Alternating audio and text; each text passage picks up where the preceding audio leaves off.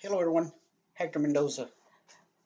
This video is to show you the difference between Xactimate 28 and Xactimate X1. There's been a few different versions. I have another video that shows an earlier version, but this is the latest one. So let me show you what I've done for y'all. I've created a PDF that shows you the old Xactimate screenshots and the new one, and then we'll actually open up Xactimate on the new one. So before you used to have the control center, and what you would do is you would click on the control center, you'd hit connect, and your assignments would come in through here, right? Now, when when you're on your main page, you're going to have a green. Here, let me show you real quick here. So let me go to Xactimate. You see right here, this is your start plus sync. And what that does, when you click on this thing, it will start syncing to the internet. If there's new claims, they'll come through here. When you see a red dot on this, here, let me click on later here so you can see. Right here, you have a notification icon. So if you see a red dot on it, that means there's an action that you haven't done or you haven't looked at that notification. So if you click on it, you'll have your notifications that you haven't looked at or told it later, right? So right now it's saying that we have an update on Xactimate. I don't want to do that, waste y'all's time, but I'm just going to tell it later. Okay. Now, let's say that you want to go to your history of all your notifications. If you go to history, you get this new dialog box and it shows you your history notifications. Okay, and this is where you close it. So another thing, before, when I was in my control center, I could click on an object, right click, and tell it to go to the print dialog box. Without even opening, and you can still print once you open it. It's similar to X1, but let me show you what you have to do. So, I don't know why I closed my Xactimate. Give me a second here. Okay, so this is basically what I would consider the old control center. This is how it opens up, right? So if you notice right on the right hand side, I don't have these things right here. Okay, these are your options, right? So if I select, and right now, if I hit Control P, nothing happens, okay? Now, if I click on an item, which I just did accidentally, and hit Control P, this will come up. Okay, so I'm gonna close this for right now. And the one that I really want up here is my level 3 stuff. Okay, so if you notice to the right, there's nothing here. If I click on any one of those claims, all of a sudden, you're going to see a project preview. You're going to see a duplicate. Like I want to duplicate that. This thing's going to keep on saying that until I update it. I could actually print that information if I want it. I can send it up to the cloud. I can request data, I can edit, like the name, telephone numbers, things of that nature. I can export it. I can go to a previous version, or I can delete. Or like I was saying earlier, if you hit Control P, while it's selected, you get your estimate report dialog box. Okay. Now let me go to my PDF, and this PDF will be provided to you and you'll have a link that looks like that right underneath my video. So we talked about the control center, how to connect. Now we're going to talk about the preferences. We talked about the print. Let me see what this thing said. Okay, yeah, so we're going to go back and we're going to talk about preferences. So to get to your preferences, you're going to click here, okay? If you notice, the spring dialog box expands. So we're going to go and hit general. And in general, this is where you get your user signature, your project list view, how to view things, your auto save, you know, how often you want to auto save every 3 minutes, 5 minutes, 10 minutes, and so forth. Uh, how you want your images on your reports, how you save them, like single compress, double compress, single compression is going to give you a higher quality. That's how I keep mine. And if you want your projects to open in full screen, you would move this to the right. On your projects, this is where you're going to get, first of all, you know, you need to make sure that you're under the right carrier, okay? So each one of them is going to have their own preferences. Usually they come, if you have preferences for carriers, they're going to have their own preferences, and sometimes you do have to tweak them. Uh, but this is where you put your claim rep. Whenever you're creating a new file, you go ahead and set the preferences so that when you open it up, you can open up what reference you want. If there's a contractor, company header, opening statement, closing statements. Uh, you know, if you want uh, inspection not performed or catastrophic code required, your loss, I'll leave that blank, but prompt on complete and prompt on open. So what is talking about your resequence number, okay? So when you hit Control P or go to print, or you completing the file, then it's gonna prompt you to resequence. And most of your carriers want you to resequence your line items. Uh, and I got show tags on mine. So on pricing, this is where you're going to find your price list, depreciation if it's recoverable or non-recoverable. If you wanted to depreciate by age, percent, amount, this is where you get your overhead and profit. Uh, Here's some settings for your payment tracker, and then on calculation options, uh, mine is select to apply auto minimums because a lot of my certifications, like level 1, level 2, level 3, when I'm teaching them, they always want us to apply it, so I just leave it on. And I can manually deselect the ones I don't want to apply. And the carriers, some of the carriers that I'm using, they want me to include advanced payments. So on Sketch, I use basically the standard stuff. But on my edit tin, my handle size, I have it on medium. I always wanted to rotate mode at 22.5. I always wanted to show the scroll bar, this thing right here. Uh, I never click on display grid. I never merge snap. I don't like those. Every once in a while, I'll toggle back and forth, and I can show you how to do that. Even though you have the preferences set, you can set them for individual files. I don't snap to grid. My disto integration, I enable because I use a disto measuring device. Aerial sketch, I always put show help when aerial sketch tool is launched. I always allow roofs on different levels to merge. And then these are the settings I use for my default views. I don't like to show the grid. Uh, I'll go ahead and put it. Some people like it, I don't, but I went ahead and put it.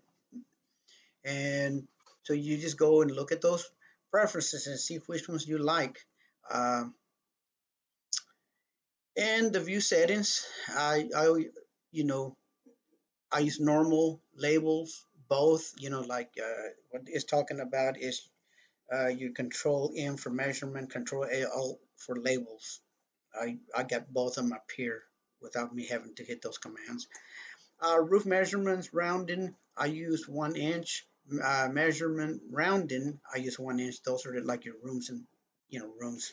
Uh, so those are my settings that I use. I don't do nothing with my third party preferences. So let me look at my PDF and see what else I wanted to talk to you all about. So we talked about preferences. Uh, okay, so let's go to a help. I'll show you a few things about help.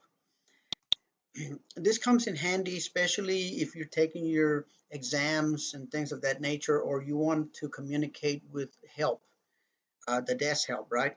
So if you click on help, this is automatically going to launch help. So sometimes you might see Verisk or Xactware. It depends on if it's the first time you've opened it or not. Uh, okay, so this is where you would go in here and you would tell it, this is X1 and what kind of question, what category you're going to ask it.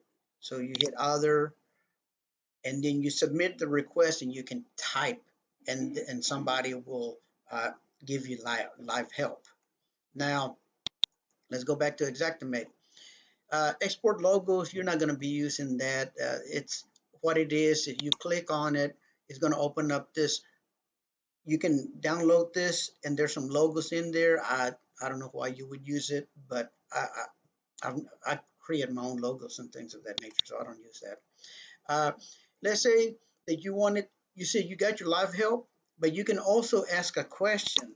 And with this, it's similar to the same one on help, except that here you would actually ask the question and then they give you up to, they say, an exact word support technician will respond within 24 hours. So you would go in here, you would put the subject, you'd ask the question, what kind of product it is, you hit continue, and then within 24 hours they would email you. Okay.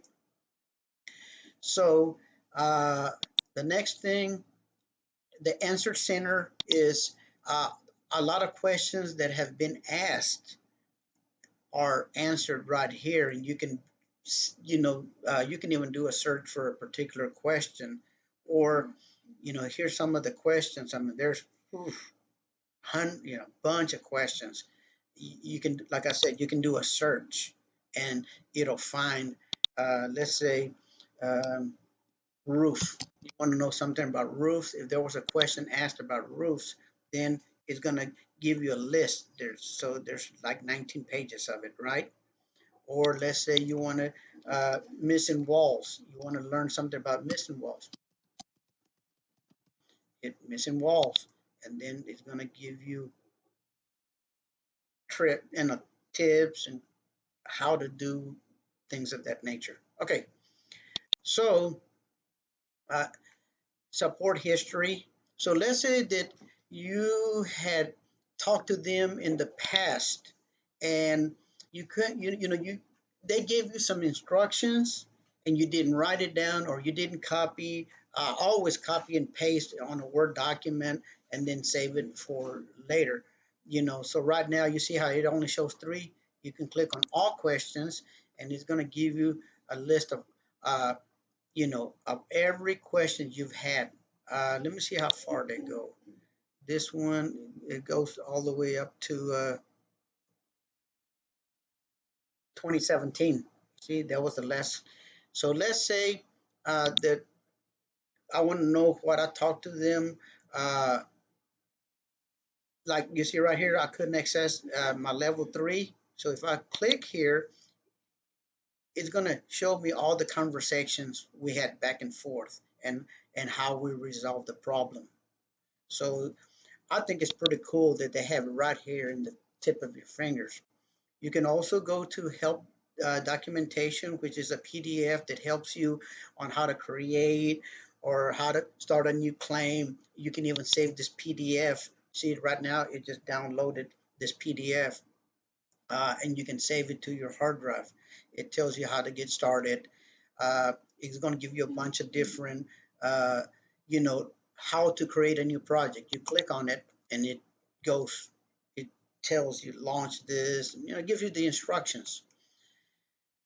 It gives you a lot of cool stuff, so if you're not good, it also has additional resources. Some of this stuff we've already talked about. It talks to you about the phone support. You if you want to pay $20, a lot of times I've gotten phone support. I've never been charged.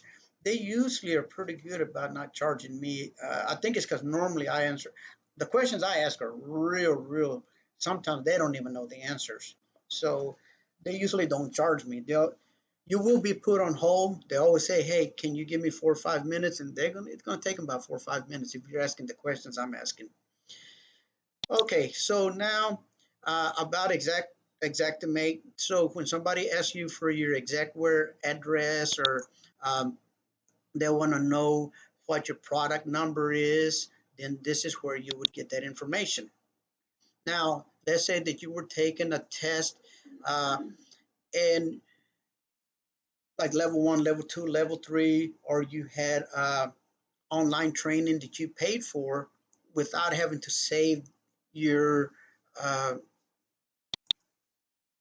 page. You can just click here and it's going to take you right directly. It's not going to ask you to log in or anything. It takes you right in because it knows you logged in because you're in Xactimate. So this is where you would go in and, you know, uh, see the courses that you have, and your examinations that you're, like, I've taken some 28 certifications and X1 certification, level 3, so it's all there. Um, so now let's go back. So that gives you all your help information. So that gives you an understanding as to how this works. Let's go to my PDF so that I don't miss nothing. We've talked about that. Talked about that. That. That. Okay. So I have, I would memorize this little icons. So, and I got a list of y'all, for y'all right here. So when you go in, you can, let's go to Xactimate. Oops, Xactimate. And let's go to local, and we'll click on this. Remember, those things right here, all you have to hover in front of them and it will tell you what it is. But I would memorize it. That way you don't have to hover to look for it. This is something you really need to know. So if you want to, this is your project preview, okay? So it's going to tell you information. Let's say that there was a telephone number of the insured. I didn't put nothing here, so you don't see nothing. It's going to give you a preview of what the info is in here, okay? So that's what that is. Let me go back to the PDF. Okay, so we talked about that. Okay, now, before, when you wanted to go, we talked about help. Now let's go and talk about the cloud. Before, you had an icon in, in your control center. You had, actually, if you went to projects, you had a cloud icon, and also this is where you could create a new project, right? Now, now, uh, so here, let me close this right here. So you see, to close it, you can close. You see how it gives you a preview of a house. these are not real claims. These are just claims that I play with, and I just randomly, uh, if there's an address that has a real address, it'll show you the house. So going back to the cloud, these are projects that you put into the cloud, and I got it linked. So all this are just for they're not real projects. So if you go to cloud, it's going to do the same thing. I have it set up to where it doesn't give me real names, and these are just for fake names. Okay, so if I go to my projects, it's going to give me all the projects that my projects, and here's all projects. Okay, so let me get off the cloud. I just wanted to show you how that works. Now let's go to my PDF, and I just want to make sure I don't, okay, on claim info. Now you would have to open up a project to get to your claim info. Before, you know, you could click right here under claim info, the project, you open up the project, and this is where you would find your info. Now, same thing, you still have to open it up. So let's go to my local and my level 3 certification. It's not going to have a lot of info, but it'll show you where to get the info. So you click there, you double click to open it. Now you'll have a different kind of menu on the left.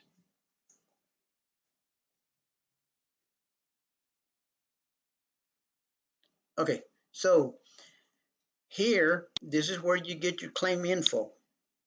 Okay, so here's the insured information, dates, personnel, if you have mortgages. This is where all this data gets put in. Okay, like uh, date contacted, date received, date entered, date of loss. Down here is where you put all their names and telephone numbers, and most of y'all should know that you can add, you can have a home phone, you can have a business phone, you can add a fax number. Uh, this is where you would put the claim draft, the reference, the estimator, the contractor, the agency, the claimant, and the mortgage information. Going to the right, still under the claim info, this is where you would put your coverages, like your claim number, policy numbers, uh, that file, a file number that you can put in here. A lot of companies put uh, the claim number here, and the type of loss would be put in here. If it's a category code, or the date it was inspected, the effective date, it's similar to the preference, but this is specific to this particular claim. Uh, if you're going to apply coverage across or specific, if it's going to be specific, you're going to add them right here. And then this is where you add additional coverages uh, and apply the limits to those uh, coverages. Okay, so in parameters, this is where you're going to get your text jurisdictions, your price list, uh, price filters, if it's a new construction. Um, then your add-ons, your depreciation options, like you're going to depreciate by 100%. Is it recoverable, non-recoverable, by age, age, percentage, amount, and so forth.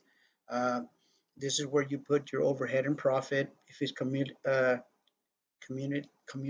or not. Um, then this is where you can put your company header, your opening statements, and your closing statements.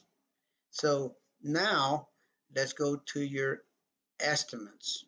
And let me see, I don't want to get ahead of my PDF. So we talked about claim info, we talked about the coverages. Now, claim info. Now it looks like we're going to talk about estimates. Let me see if that's what it says. Um, so this talks about your preferences right in here, claim info, or parameters, excuse me. We talked about the parameters. This is claim info, and then right here it says parameters. The screen is kind of, I'm working on a small screen. Um, now, so to get to your reports, you used to be able to click on claim info, click on reports. Now it's a little bit different. So what you're going to do is you're going to, so of course you have to have the document open. So you're going to go to documents, you're going to go report. It prompt me to resequence my, so you got your reports. Here's your report management. Okay, this is where you're going to get your recap. You know, before you had a dialog box that you could get your recap. Now you go to um, documents, report management, and then go to recaps. Now, I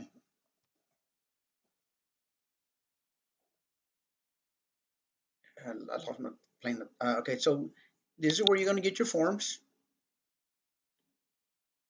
You know, if you have forms. Now, let me go to my PDF and see what else I was going to talk to you about. Report management. There's your forms. Um, okay, so the rest of it is pretty simple. It's basically almost, it's not, it's a different format, but it's real easy to learn that format. So let me explain what I'm talking about. So if I go to estimate, this is where you're going to get your sketch, and this is where you're going to get your uh, estimate items. Okay. Now everybody should know these commands. It I couldn't function without this. If you hit Control K, which I'm already there, it would take you to sketch. If you hit Control E, it's going to take you to estimates. Control K will take you back to sketch. Those I don't know anybody why they would not learn those commands, because it saves you a lot of time. So now, so we're on our sketch, and here's our tools. If you notice, these tools look just like the other ones in 28. Okay, here you got the same options. Like if you used to be able to hit Shift E for enter, and then you have this search. To uh, you can do estimates right through here. Okay, so and let's say that you wanted more canvas space, you can hit Shift Enter, and it takes that dialog box away, the search engine. If you want additional canvas to draw, you can click here, and it makes that go down, right? And to get it back up, you just click here. There's a toggle uh, to get that box back and forth. Okay, so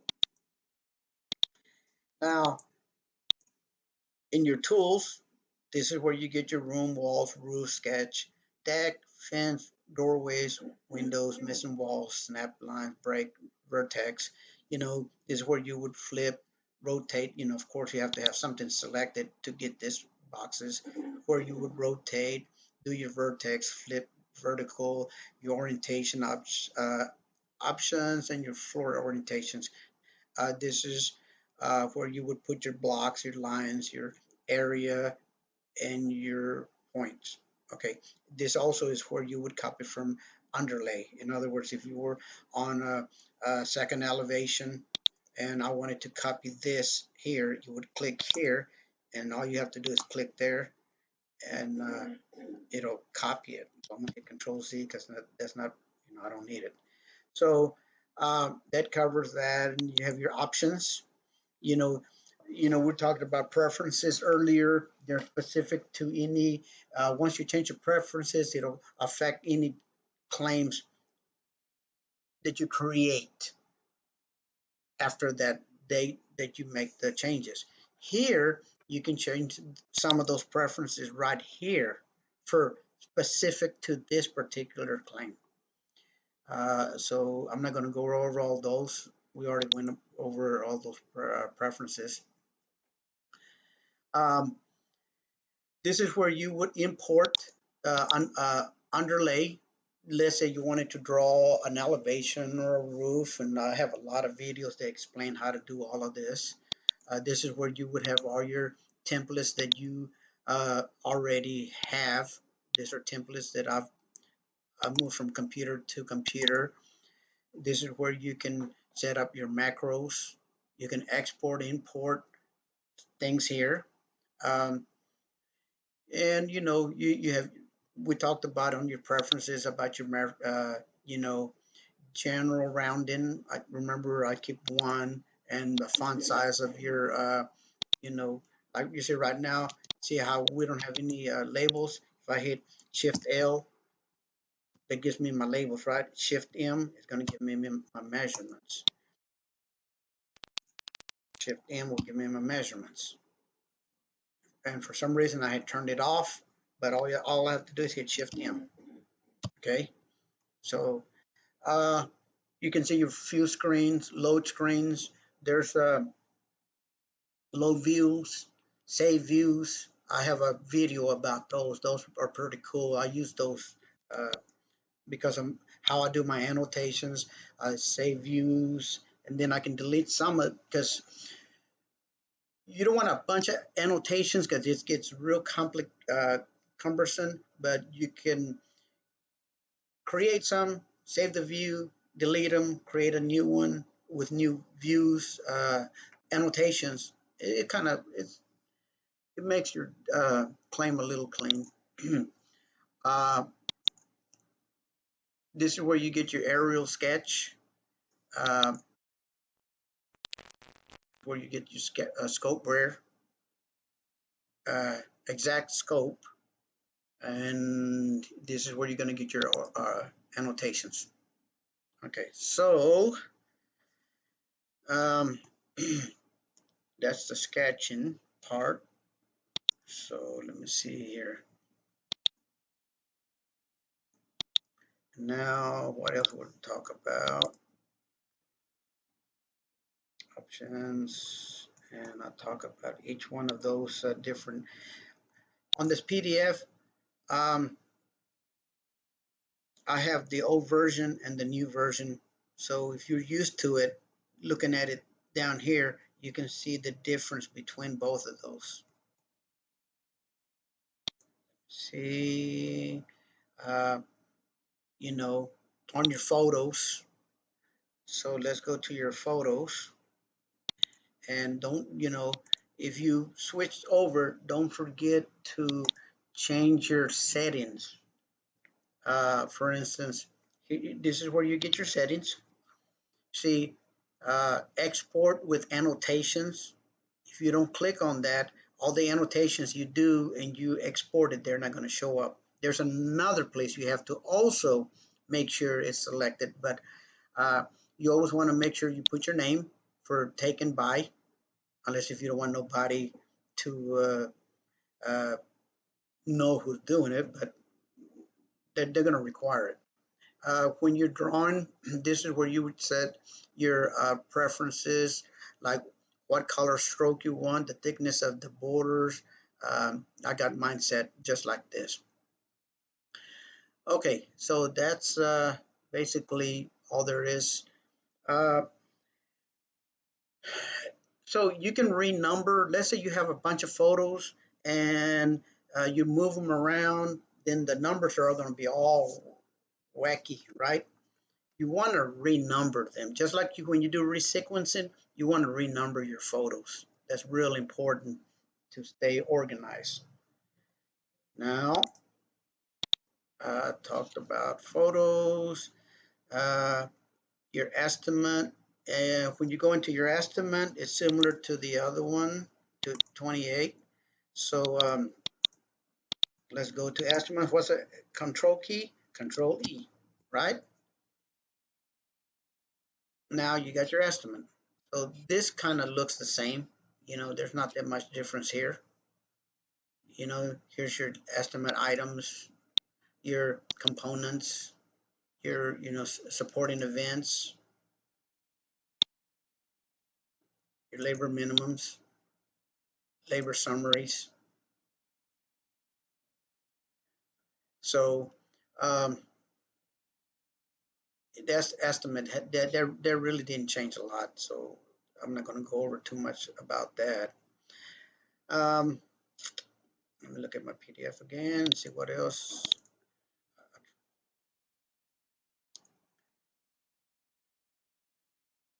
Yeah, we talked about. Uh, so to get to your underwriting, your payment tracker, copy from project, uh, work orders, and resequence line items. What you would do is you'd go to your tools, okay? So if you click here, go to tools, this is where you're gonna have your video collaboration.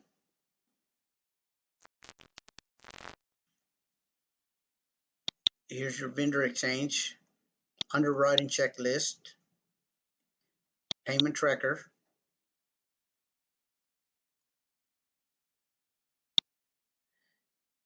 copy from project. This is where you would copy from one project to another. And here's your work orders. And then this is your complete. So when you finish with the claim, this is where you're gonna hit complete. Um, yeah, I think that's it. There's more to it, but I don't want to make this video real long. Let me see if there's anything else here. Your options, every sequence line item, that's all self-explanatory. Hey guys, thank you for watching this video. I hope you enjoyed it. Uh, and remember, you can get a copy of this PDF so you can print it out. So if you're looking for something, you'll see it right there in front of you. You don't have to go searching for it. Again, thank you for watching my video. If you're not a subscriber, please subscribe to me. And if you like this video, give me a thumbs up. Thank you.